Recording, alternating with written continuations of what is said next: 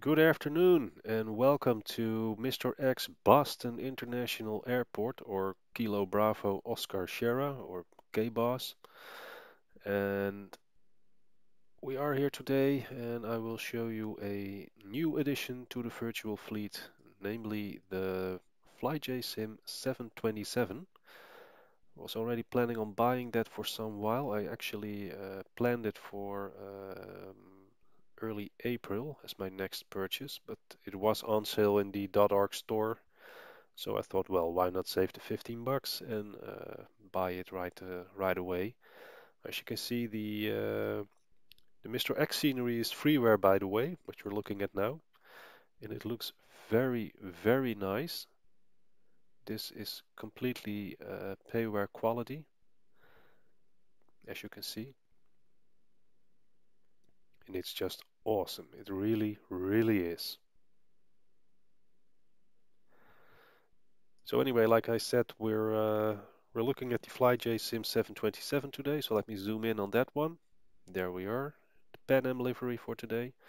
If you buy the V2 version, you have the 727-100, the 727-200 Advanced, and the 727-200 Freighter. We're in the 200 Advanced right now. You get some very nice old school liveries with them from, well, let's say the fallen flags of aviation usually, or retro liveries from the airliners that are still operational today. I'm gonna show you around in the airplane. Might do a startup. I'm not sure whether I'm gonna do a takeoff or an entire flight. It's a bit too early for that, I think, because well, I flew in it twice up till now, and that wasn't with very good results. So there's still a lot for me to learn with this airplane. It really is a study level add-on, but it's beautiful. As you can see, the 3D model just looks amazing. Not too fond of all these trucks standing here so close to my wingtip, but well, we'll just have to do it. And as you can see, we also have the nice X-plane 11 reflections already present in the model.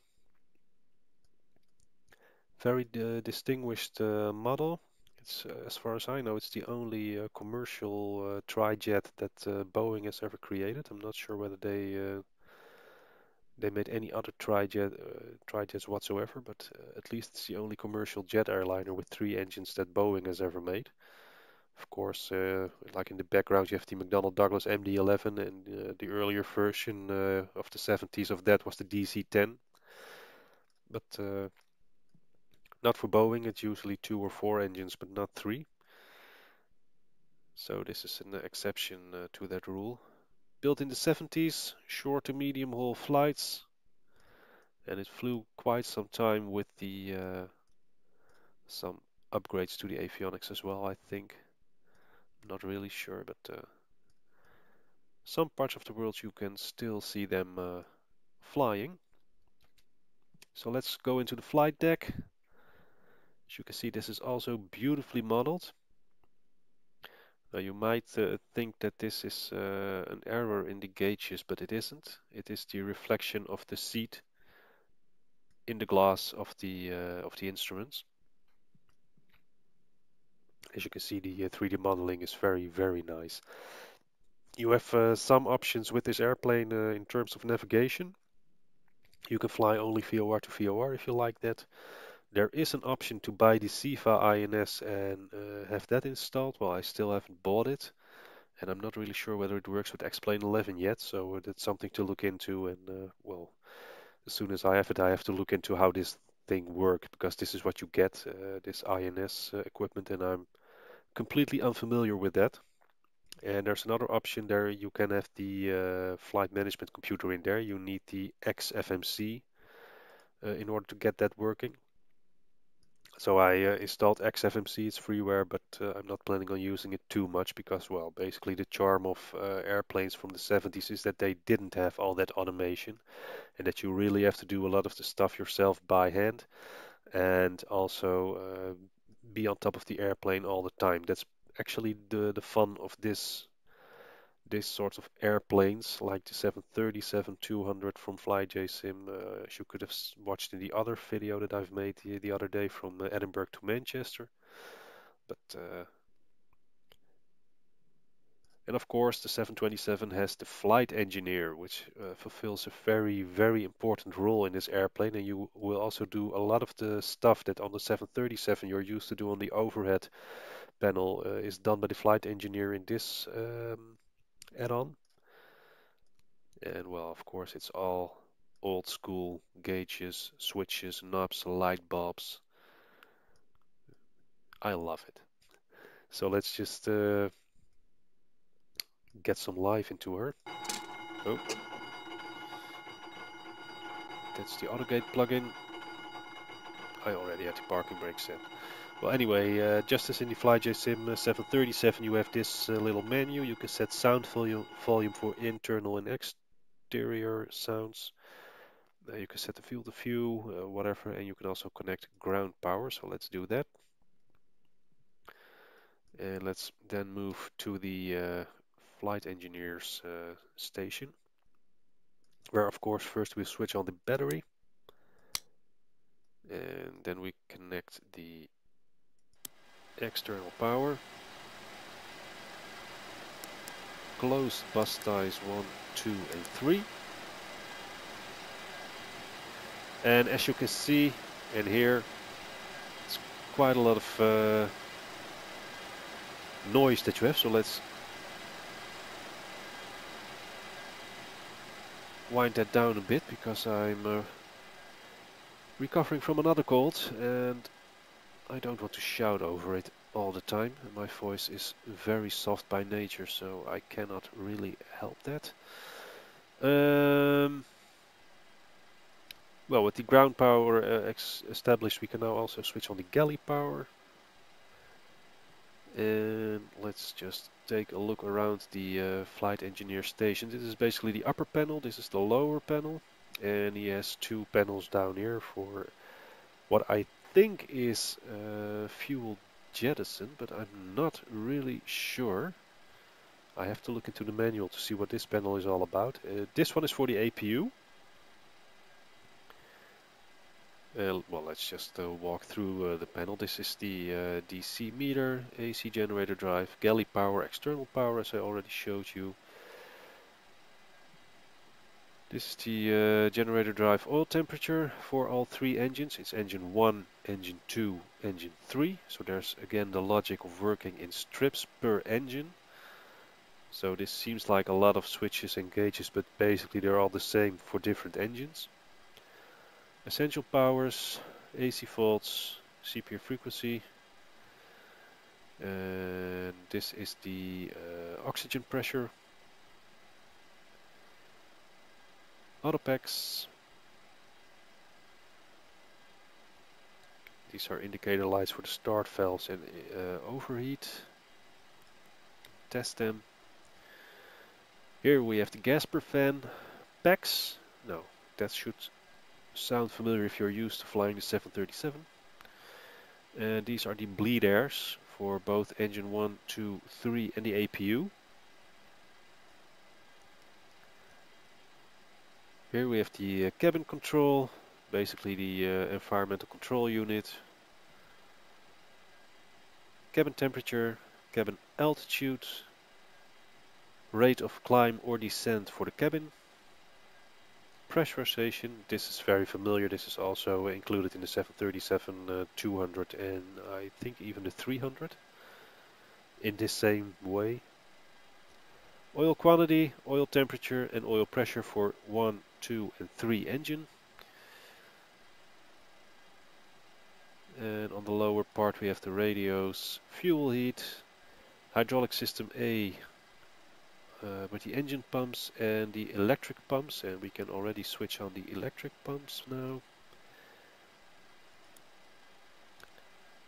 So that's basically the flight engineer's station. Like the 737-200, the 727 also comes with the preset number of views, which you operate with the numpad keys. So if you press numpad 9, you get the APU panel. Numpad 8 gives you the pilot's overhead. Numpad 7 is the upper flight engineer panel. 6, first officer view. 5, engine view, or basically engine instruments view. 4, captain's view. 3, radios, start levers, parking brake. Number 2, throttle, speed brake, flaps. Number 1, lower part of the flight engineers panel. And numpad 0 gives you the cockpit overview, just as in the 37-200. So you can move around the cockpit very easy, very fast. Well, let's just, that's about it for a first glare at the FlyJSim 727. I will start up an engine so you can hear the sound set as well.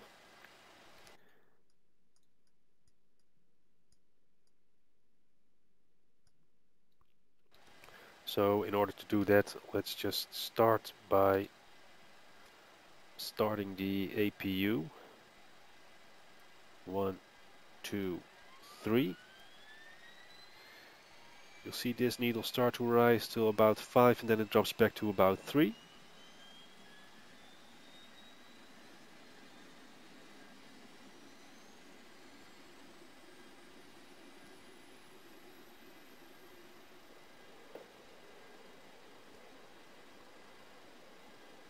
As you can see, you also have the APU fire panel down here.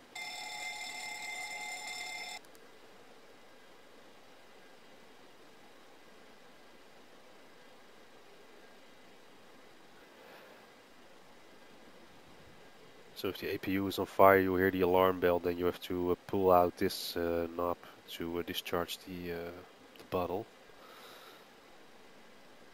Here we are, moving up to 5 now, gently. The animation of the gauges is incredibly smooth. So let's see, there it goes, down to about 3. Yeah, there we have it. So let's close these circuits. And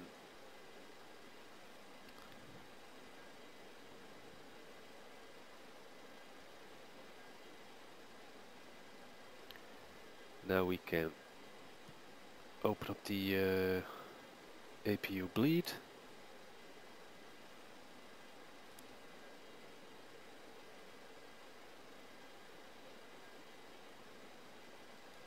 And the engine bleeds as well. We'll leave the packs off for now.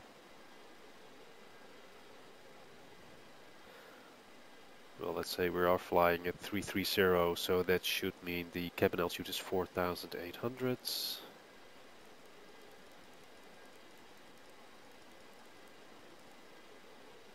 Standby auto ground, that's alright. Switch on the fuel boost pumps.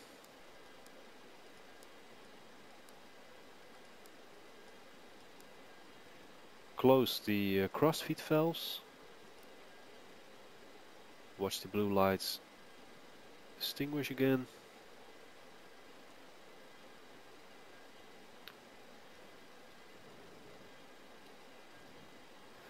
And now we have to look at the pilot's overhead, so let's switch the window heats on.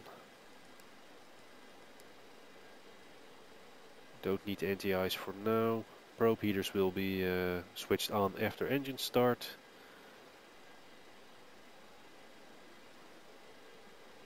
Switch on the passenger signs.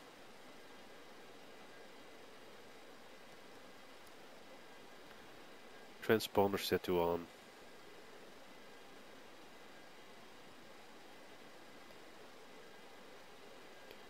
These are the windshield wipers.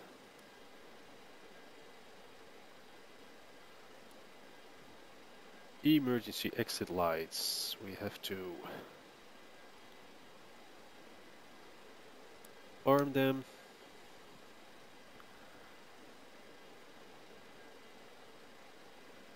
And that is basically it. So let's switch on the nav and beacon lights to alert the ground crew that we're gonna have an engine start.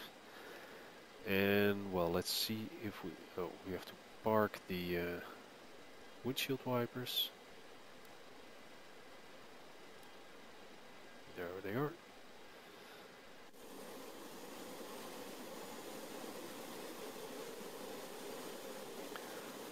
The weight and balance of the airplane is done with the menu on the left hand side of FlyJSim airplanes. So we have an empty weight of 44,000 kilos, 6,700 kilos of passenger weight, zero fuel weights 53,275 kilos, 11,335 kilos of fuel on board, making the gross weight 64,609 kilos. We can fly 1,000 nautical miles and we'll have a landing weight of 26,434 kilos. Now you can fill, empty or randomize the loads by pressing one of these buttons. So that's what you can do with this little menu. Let's see if we can get a pushback. Push cart on the way. Push cart is on the way. That's nice to know. So we'll just have to wait for it. There it comes.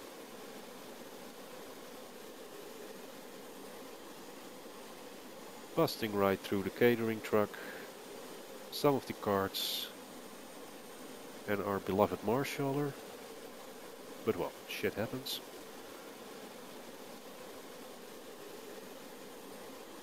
So let's switch off the parking brake. Here we go.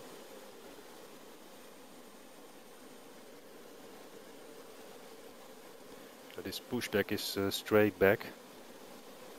The pushback system that comes with the FlyJSim isn't working in X-Plane 11 yet. So it's not fully compatible. But for now this will do.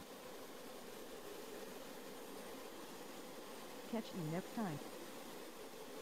See you next time. So let's switch on the parking brake and start up our engines. We'll make the starting order number 3, number 1 and then number 2.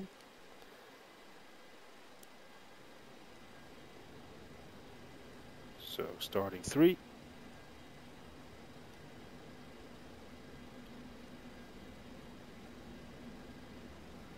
See the needles rise smoothly over 20. So set the starter valve open. This will allow the fuel to flow into the engine, and it starts.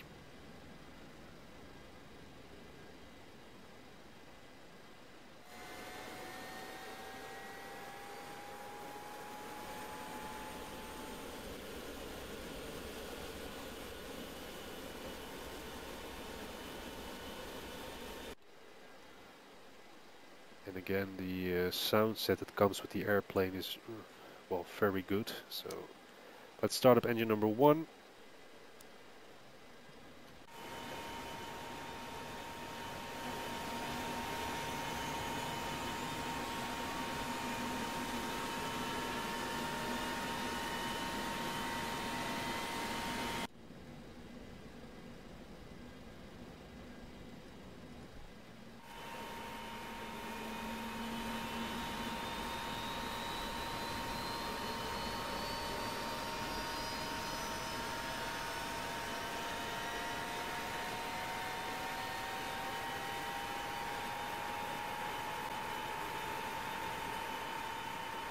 Beautiful sounds, and finally let's start up engine number 3.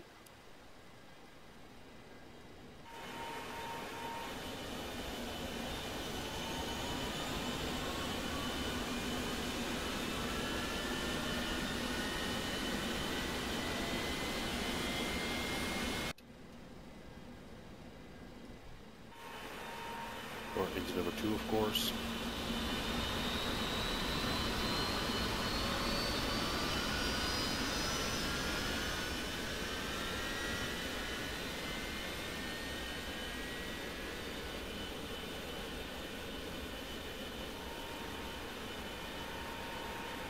Now notice that when you are panning around the airplane, the sound actually changes.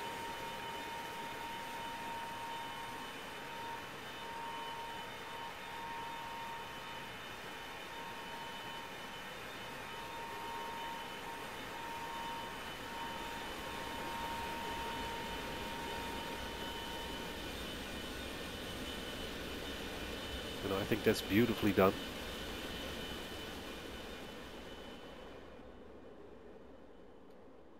And it also changes with the distance relative to the airplane.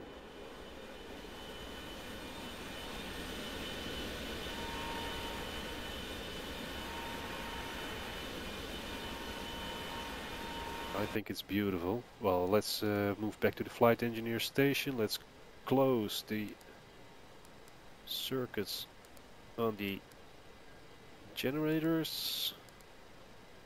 So they're now providing power to the airplane. Let's switch the essential powers to generator 1. It's now set.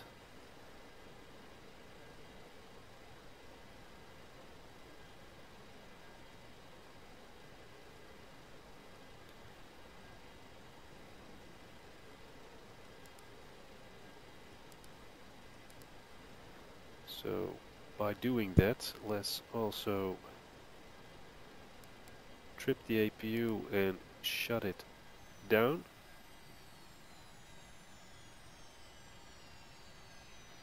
Switch on the fuel heats. Engine hydraulic pumps can come on. Oil cooler can come to flight.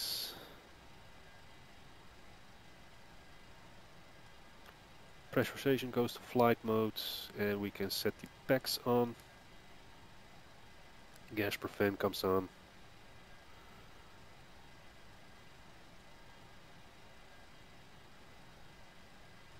And of course, after start, we'll switch the probe heats on. Still no need for anti-ice. Taxi and runway turn-off lights can come on. Starter is now closed, so that means we're ready for taxi. So disconnect the parking brake.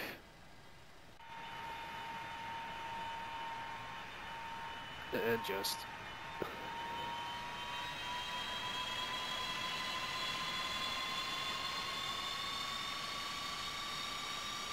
taxi out of here.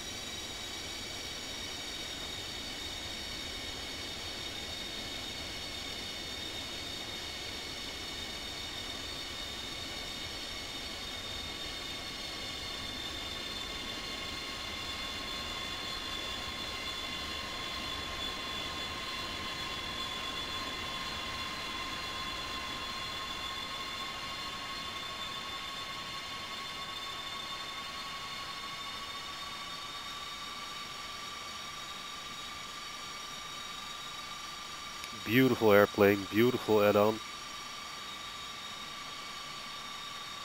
And I think this